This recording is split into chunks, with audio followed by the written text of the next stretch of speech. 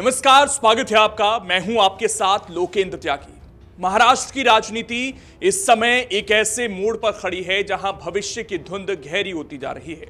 उप मुख्यमंत्री अजीत पवार के असामयिक और दुखद निधन ने न केवल राज्य की सियासत में एक बड़ा शून्य पैदा किया है, बल्कि राष्ट्रवादी कांग्रेस पार्टी यानी कि एनसीपी के अस्तित्व और नेतृत्व पर भी गंभीर सवाल खड़े कर दिए हैं। आज हर किसी की निगाहें इस बात पर टिकी हैं कि दादा के बाद उनकी विरासत का वारिस कौन होगा। क्या उनकी पत्नी सुनेत्रा पवार कमान संभालेंगी या फिर अजीत पवार के सबसे भरोसेमंद प्रफुल्ल पटेल पार्टी की नैया पार लगाएंगे।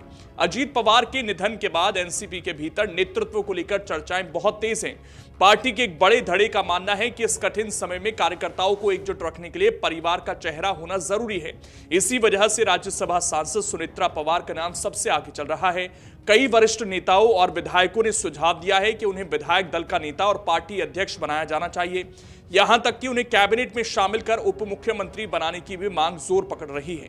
राजनीतिक विश्लेषकों का मानना है कि सुनेत्रा पवार को आगे लाने से न केवल पार्टी को भावनात्मक समर्थन मिलेगा, बल्कि बारामती के गढ़ में उनकी पकड़ भी मजबूत बनी रहेगी। हालांकि अगर सुनेत्रा पवार सक्रिय राजनीति के इस कांटे भरे ताज को पहनने से इनकार करती हैं, तो पार्टी के पास प्रफुल्ल पटेल के रूप में एक बेहद अनुभवी और कद्दावर विकल्प मौजूद है। प्रफुल्ल पटेल अजीत पवार के सबसे करीबी सहयोगियों में से एक रहे हैं।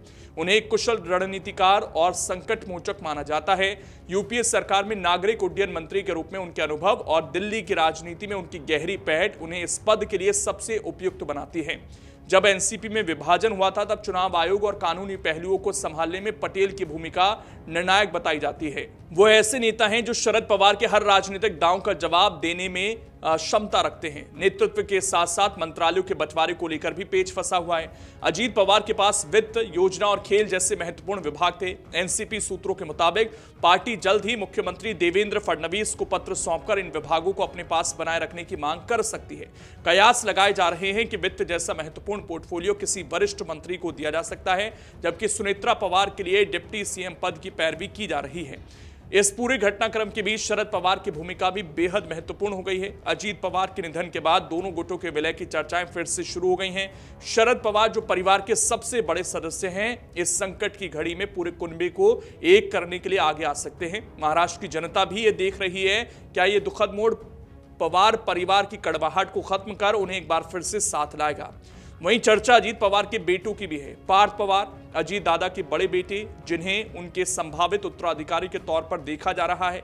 हालांकि 2019 के मावल लोकसभा चुनाव में उन्हें हार का स्वाद चखना पड़ा था और वो पिता की तरह जमीन पर बहुत ज्यादा सक्रिय नहीं दिखे, लेकिन अब बदलते हुए हालात में उन्हें एक युवा और उत्साही चेहरे के रूप में पेश किया जा सकता है। वहीं छोटे बेटे जय पवार राजनीति के डार्क हॉर्स साबित हो सकते हैं। जय ने अब तक कोई चुनाव नहीं लड़ा है, लेकिन हाल में बारामती के ग्रामीण क्षेत्रों में उनकी बढ़ती सक्रियता को उनका सॉफ्ट लॉन्च माना जा रहा है। खुद अजीत पवार ने संकेत दिए थे कि अगर जनता चाहे तो जय उनकी पारंपरिक बारामती सीट से चुनाव लड़ सकते हैं। जय का ग्रामीणों के बीच जाना और उनसे सीधा संवाद करना इस बात का इशारा है कि वो लंबी रेस के घोड़े बन सकते हैं। सियासत के समीकरण अपनी जगह हैं, लेकिन जिस कड़वे सच ने पूरे महाराष्ट्र को रुला दिया वो था बारामती का वो मंजर, जहां पर आधुनिक और करोड़ों का विमान जिसमें अजीत पवार सवार थे वो काल का ग्रास बन गया।